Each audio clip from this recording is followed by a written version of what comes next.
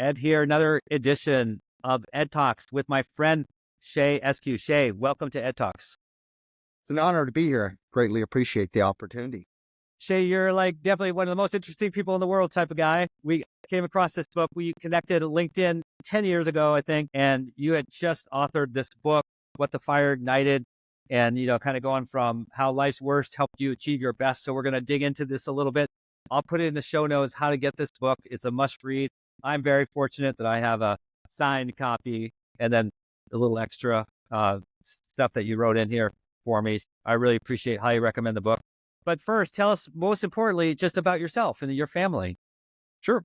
50 years old, been married 21 years, father of 5 under 18, kind of lifelong Ironman competitor. I've done 52 Ironman events, done 7 marathons, 7 continents. And then I was severely burned as an 8-year-old. And so that's kind of what sparked for me the fire, right? Yeah. And really helped me to tap into what my true potential is. And there's more in the book. I mean, here's a picture. It's gonna be hard to see, but yeah, it's quite a remarkable story. And yeah, you got all these kids, and you got a super woman as a wife, has to deal with you and your craziness. And she's a super trooper, I know, because we're connected on Facebook. We see all this stuff socially. But you just mentioned the 7 marathons on 7 continents. Like, didn't you do that in a compressed time frame? 7 days. Yeah. Yeah, and it was all part of raising awareness for veterans' mental health. So this is with the group of special forces. We would do the marathons. We also would skydive as part of that. So we got to skydive over the pyramids when we were in Cairo. Yeah, that was crazy. I was following along. I was like, part of me was jealous, but part of me was like also, I don't know if I can do that. That's pretty. You absolutely could do it. You'd have been at the front of the crowd for sure. So you're also a healthcare professional. So tell us a little bit about what you do. Yeah, so I work for Kodiak Solutions. We're a leading healthcare tech company. We work with over 2,000 hospitals, helping them with their net revenue solutions. I've been in healthcare for the last 14 years. And it's kind of one of those things, feel very fortuitous. I know your career is built on healthcare, so you understand the same challenges as well as the opportunities I'm faced with. So Shay, what I love about a lot of what you post about and speak about is really staying mentally fit and physically fit and not taking any excuses. Like you'll post how you're on the road a lot. So tell us about that. So you're on the road a lot, but you still work out. So how do you do that? So I'm a firm believer, excuses are what they are, just excuses. There's always somebody that's in a worse situation that's able to figure out how to get it done. I do 100% of my Ironman training indoors, whether it's in my basement or in a hotel gym. And so I travel with workout equipment. And I'm a firm believer that if we want our family, especially our kids, to live a healthy lifestyle, we have to live it ourselves. We can't tell them, we have to show them. And so I try to live that out and exercise on average 12, 14 hours a week, 6 days a week. Yeah, that's awesome. So Shay, I love your philosophy too. You recently posted about how people would die for the kids, but you kind of had a twist on that. Tell us about that. Yeah. So people say it all the time. They would die for the kids. And I have no doubt people would take a bullet for their kid. But if you truly love them, why would you not be healthy for your kids? Yeah. Right? Live a healthy lifestyle so you can be active for them and for their kids. And I think that's a bigger commitment. It's not a 5-second decision. It's a 20, 30-year commitment. Yeah. See, and I completely agree with that philosophy. And that's why I think resolutions typically don't work, because if it's based on yourself, sometimes it should be enough motivation to do something because you want to do something for yourself. But oftentimes it's not.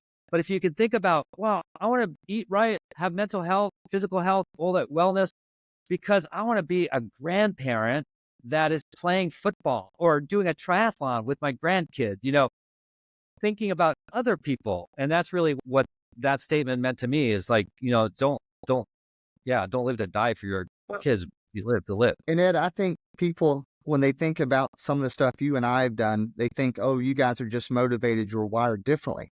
No, we face the same challenges you do. I'm tempted to quit many times, but I keep asking myself, where are you going to go home and tell your kids? Or are you going to say, hey, I quit, it was too hard? And so I can tell you, I've done over 100 triathlons, and there's been many opportunities I've been tempted. And I say, look, there's no way in hell you're going home and telling them you quit. You may finish last, but you finished. And Yeah. that is the important lesson of life is I will always finish. And if you know that, life is pretty easy. Yeah. Yeah. I like that. And that reminds me too of something that I would train with my kids, when my kids are all out of the house now, but it was around cutting corners. Like when we'd go run together or bike together or something, how tempting it would be like, wait, just cut off here, we cut off a mile or even like a corner, like I'm talking a 10-meter corner. And it's like, I never allowed that because it's a mindset, right? And it's like, no, we can't cut corners because if you cut corners there, you're going to cut it. It makes it easier to cut corners elsewhere. Or in a race, there's no cutting corners. What do if you train to cut corners, you're not going to be able to race to the optimum potential. So yeah, there's all sorts of things like that are so important. Yeah, you don't want to cut corners. You don't want to quit. It just sets the wrong example. Well, I also believe it's also that adversity is an opportunity in disguise Yeah, because most people shy away from it. It gets hard. And so if you're somebody like me that is not naturally gifted, there's nothing about me that says I'm an athlete. But I know when things get really hard, that's when I do my best. And so that's what we do at home is we manufacture adversity for the kids. And so we teach them, if you can embrace that, you're going to have opportunities that most people will never have because yeah. they're not willing to face it. So true. And that leads to resiliency as well. So we're finding in all sorts of research, and we definitely found it in our book that Chris Ross did called Diagnosed from Mayo Clinic, is that resiliency is the key to, it's not attitude all the time. It's resiliency. So that's the ability to endure hardship and make it. And that helps you through like very difficult personal challenges, business challenges, but definitely health crisis. That's where these studies come from, that it's resiliency. But then people often say, how do you build resiliency? Well, do hard stuff and don't quit, and you'll become resilient. So yeah, I Yeah. really, And Ed, I think one of the things on that resiliency, one of the fortunate things about being burned at 8, I had to go through 43 surgeries. And so it took me 3 years just to lift my arm over my head. And so I had the fortune of seeing if I just do simple things compounded daily, in several years, I will be able to regain things I never thought possible. And I think that's the problem now is so many people want quick results, quick feedback. yeah, And oftentimes they quit right before they make it. yeah. Yeah, Shay, you're right on. So I want to end the last couple minutes. I want you to tell the audience your story because I want them to get the book, and I want them to really understand that it's one thing for me. I didn't go through the type of physical trauma that you went through. One thing for me, but for you is you even came further along and you've taken it next level. Exponential. So tell us your story, and I think it'll inspire our listeners. So 42 years ago, I was 8 years old. My mom had asked me to warn a neighbor about an aggressive yellow jacket's nest. And I was telling the 15-year-old daughter about it. And she asked if we would assist her. Long story short, she threw a match down. Nothing happened. She grabbed a cup of gasoline without telling us. She pitched the gasoline, hit me, hit my buddy, hit the match. We were engulfed in flames. I spent the next 3 months in the hospital. They had to amputate my right ear. My right arm was melted to my body for 3 years. Had to learn how to write left-handed to finish the 3rd grade. Was told I'd never play sports again, but luckily we didn't believe in that, right? So started playing baseball 2 months after we got out of the hospital. And it's just been a long story of setbacks. There's been, I guess, no miracle to fix it, but it's been a long journey. But I really think everything I have in life, I owe it to that experience. And one of the things I learned, Ed, was no matter how bad I was feeling and how tempted I was to feel sorry for myself, when I would look across the ICU room and see this other kid burnt worse than me, I said, I am so lucky. I will not feel sorry for myself. And that's the thing I take in life is knowing no matter where you're at, somebody's got it worse and they're not only surviving, they're thriving.